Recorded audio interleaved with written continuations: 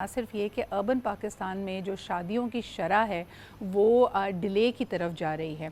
मैंने कल अपनी सोशल मीडिया पे भी एक पोस्ट डाली कि अगर हम नंबर्स की तरफ देखते हैं तो गुज़िश्ता 10 बरस में जो मीडियन एज है शादी की वो 21.5 से बढ़कर पाकिस्तान में 24.2 हो चुकी है, यानी उसमें 2-3 साल की तोसी आई है। इसके अलावा 2005 के नंबर्स की तरफ अगर मैं देखती हूँ तो 3% ऐसी ख़वातीन 20 से 40 की उम्र के दरमियान समझी जाती हैं जिन्होंने कभी शादी नहीं की, लेकिन ये डेटेड डेटा है। आई एम श्योर कि इस वक्त डेटा इससे भी ज़्यादा बढ़ गया होगा।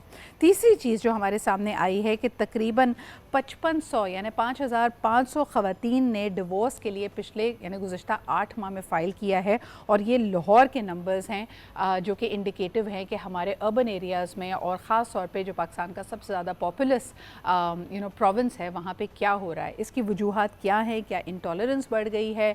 आपसी रवाबित क्यों ख़राब होते जा रहे हैं? अज़दवाजी ताल्लुकात को निभाना, एक दूसरे को बर्दाश्त करना ये मुश्किल क्यों हो रहा है? आइए ज़रा इस पर बात करते हैं। हमारे साथ मौजूद हैं Asma Javed, who is an advocate of the high court. अस्सलाम वालेकुम अस्मा जी, क्या हाल चाल है आपके? अल्हम्दुलिल्लाह। अस्मा जी, ये नंबर्स लोग कहते हैं कि अब इन डेटा को एनालाइज करना शुरू किया गया है, ये रिपोर्ट होते हैं, मीडिया भी इनको उठाता है, जबकि ये नंबर्स बतदरीज गुज़िश्ता कई सालों से बढ़ते चले जा रहे थे। आप क्या देख रही हैं? What are the trends that you are noticing?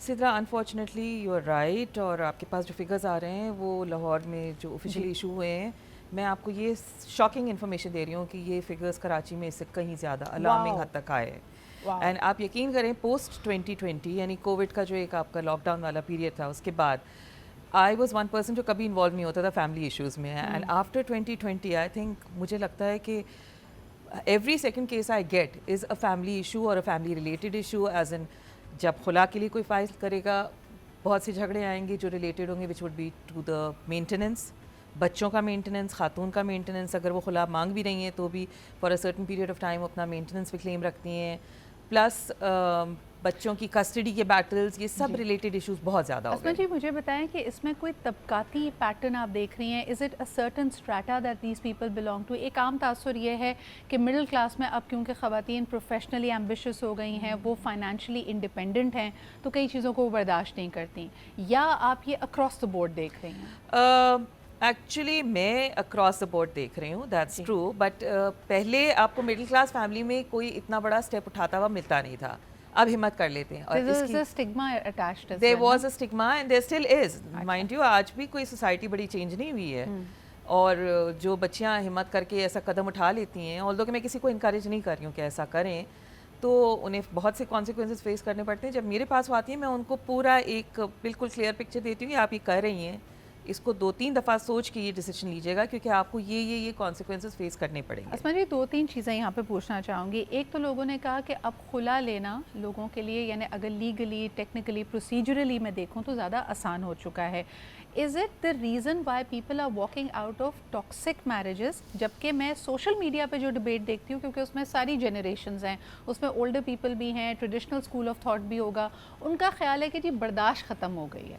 ख़वातीन में बर्दाश्त ख़त्म हो गई है या टॉक्सिक रिलेशनशिप से निकलना आसान हो गया? There are multiple factors contributing to it. पहली बात, ये बर्दाश्त सिर्फ ख़वातीन में नहीं, सब में ख़त्म हो गई है। सो मैं कहती हूँ पूरी सोसाइटी में कोई किसी की बात सुनने को तैयार नहीं है, बर्दाश्त करने को तैयार नहीं। मतलब मैं थोड़ी देर में आपके ऊपर शुरू हो जाऊँगी, मैंने आपकी कोई बात नहीं सुननी है। हमारे तो बसों के पीछे लिखा होता है, भाई हिम्मत है तो पास कर, वरना बर्दाश्त कर। बट बर्दाश्त को जो है ना, पता नहीं क्यों इतना वो टॉर्चर का स्टेटस दे दिया है। हालांकि आपको ज़िंदगी में समझदारी से आगे बढ़ना है। इवन आपको प्रोफेशनली अगर कुछ सक्सेस चाहिए, आप 10 बातें बर्दाश्त करेंगे, 6 इग्नोर करेंगे, 4 का कोई आप हल निकालेंगे और फिर आप आगे बढ़ेंगे। सो लोगों को ये लगता है कि जी बस मैंने तो सुनना ही नहीं, इट इज़ माई वे और द हाईवे वाला। अच्छा, and then what happens? Do these women, specifically मैं ख़वातीन की बात कर रही हूँ, क्या वो बहुत बिटर हो जाती हैं, या आपने ये भी देखा है कि फिर थोड़ा अरसा, यानी एक शादी नहीं चली, वहाँ पे कुछ भी प्रॉब्लम्स आए, आप उससे निकल गए, बच्चे थोड़े स्टेबल हो गए, या अगर आप सिंगल भी हैं, आपका कोई बच्चा नहीं है, डू दीज वुमेन री Mary? A lot of them do, yes, that's true. But उसमें यंगर लॉट जो है ना, वो तो मेरे पास अक्सर आते ही उस बंदे के साथ हैं जिसके साथ उन्होंने अब अगली शादी करनी होती है। तो ये भी मुझे वहीं से मालूम होता है कि जी ये सबसे बड़ा फैक्टर है। तो no matter how much counselling I do, वो रुकने वाली चीज़ नहीं है। सही। दूसरा, मैं एक और जो I am coming across marriages जो कि 15-16, आपको अंग्रेज़ों में एक 7 ईयर एज का लफ्ज़ होते हैं, 7 साल के बाद शादी में कोई मज़ा नहीं है।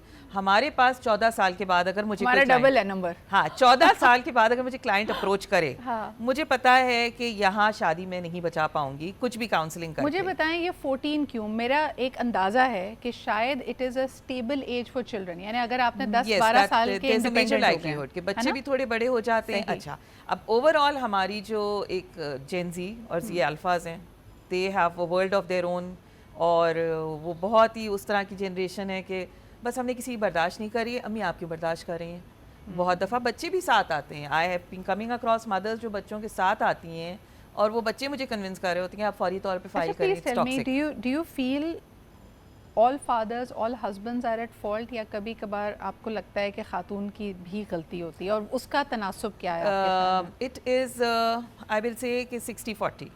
ठीक है, मर्द सुबह घर से निकला है, उसका मेन पर्पस ये कि उसने कमा के लाना है, अपनी फैमिली को मेंटेन करना है, अपने बच्चों के खर्चे पूरे करने हैं। जनरली एक यही हमारे यहाँ सिस्टम बना हुआ है। अच्छा, अब खातून घर में है सारा दिन, हमारा सोशल मीडिया, हमारा टीवी ड्रामे, बहुत सारी चीज़ें जो हैं वो माइंड्स में इनकलकेट कर रहे होते हैं, और ये स्लो पॉइजनिंग जो है बहुत अनरियलिस्टिक एक्सपेक्टेशंस को दिमागों में जगह देती हैं। Everybody now wants to wake up with the false lashes and all the fillers and everything, and they have to be picture perfect. हर किसी को एक completely perfect instagrammable lifestyle चाहिए। भाई लाइफस्टाइल में इंस्टाग्राम जो है वो एक चीज़ है, आपने बर्तन भी धोने हैं, आपने कपड़े भी धोने हैं, आपने घर भी मैनेज करना है, और हम सब ये चीज़ें कर रहे होते हैं। Asma ji, what are the top 3 reasons, यानी विदाउट बीइंग जजमेंटल अगर मैं पूछूं, क्या आपको लगता है, जैसे आपने एक अनरियल एक्सपेक्टेशंस का जिक्र किया, फाइनेंशियल एक्सपेक्टेशंस में, यानी मुझे जिस तरह मेंटेनेंस चाहिए, मैं जिस तरह का लाइफस्टाइल चाहती हूँ, वहाँ गैप आ रहा है जिसकी वजह बन रही है, या और भी रीजंस हैं? What about the Fidelity factor? कई ख़वातीन इसलिए भी तलाक लेती हैं या अलग हो जाती हैं क्योंकि उनको 2 चीज़ें लगती हैं। नंबर 1, ये शख्स मेरी फाइनेंशियल रिस्पॉन्सिबिलिटी नहीं उठा रहा, दूसरा ये कि he is also having an affair outside the marriage. ये कितना प्ले आउट करते हैं? दोनों चीज़ें हैं, बिल्कुल हैं, मैं मानती हूँ।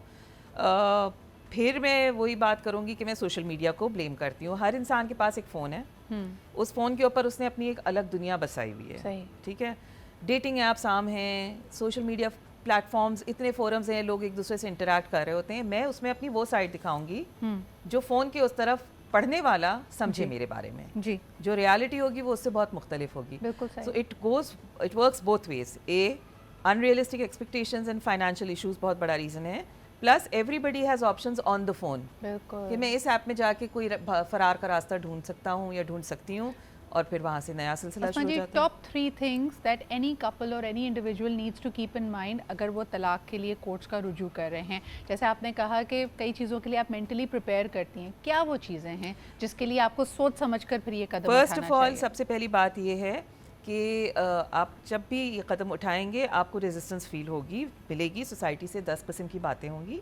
पहले नहीं स्टिग्मेटाइज था, आज भी उतना इक्वली है, मुश्किल भी है, मुश्किल भी है, ऐसा नहीं है कि बिल्कुल इमोशनल एंटेंगलमेंट होती है, फैमिलीज की जजमेंट होती है, लोग ज़्यादातर कोशिश करते हैं कि निभ जाए, बन जाए। इवन जो पेरेंट्स इनकरेज कर रहे होते हैं बच्चियों को कि तुम ले लो तलाक, खुला जो भी है हम देख लेंगे, तुम्हारी दूसरी जगह शादी कर देंगे, कुछ अरसे के बाद उनको या उनके दूसरे बच्चों को ये लग रहा होता है कि ये तो फाइनेंशियल लायबिलिटी हमारे पे आ गई, भी तुम अपना कमाओ।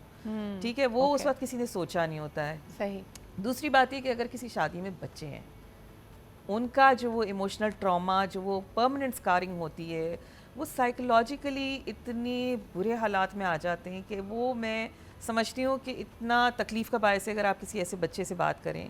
तो अस्मा जी, जो इंटरनेशनली और काफ़ी लोग इसको इस तरह आर्ग्यू भी करते हैं कि rather than being in a toxic household with parents who are not getting along, बेहतर है कि बच्चा अलग हो। आप ये नहीं मानती हमारे कॉन्टेक्स्ट में? मैं ये कहती हूँ कि अगर बहुत मजबूरी है और आपको अलग होना है, मैं आपको एडवाइस नहीं करी कि किसी टॉक्सिक शादी में कोई रहे, लेकिन हर काम को करने के एमिकेबल तरीके भी होते हैं। सही। You can do it reasonably. I think this is so important कि आप शादी से तो वॉकआउट कर सकते हैं लेकिन को पेरेंटिंग सिचुएशन से नहीं वॉकआउट कर सकते। I am one person who always encourages को पेरेंटिंग। सही। बच्चे को माँ की भी ज़रूरत है, बाप की भी ज़रूरत है। ठीक है जी। अस्मा जी बहुत बहुत शुक्रिया for raising this important issue. हम लेते हैं जी एक छोटा सा ब्रेक, वापस आएंगे और सेगमेंट्स भी हैं। अहम डिसीजन होता है, सोच समझ कर लें, कोशिश करें कि पहले काउंसलिंग या रिलेशनशिप थेरेपी की तरफ आप जा सकें, लेकिन कई सिनारियोज़ में this is the impossible and it has to be done. So again you know a word of caution for everyone who is going through a difficult patch in life, और अल्लाह ताला आपकी मुश्किलें आसान करें।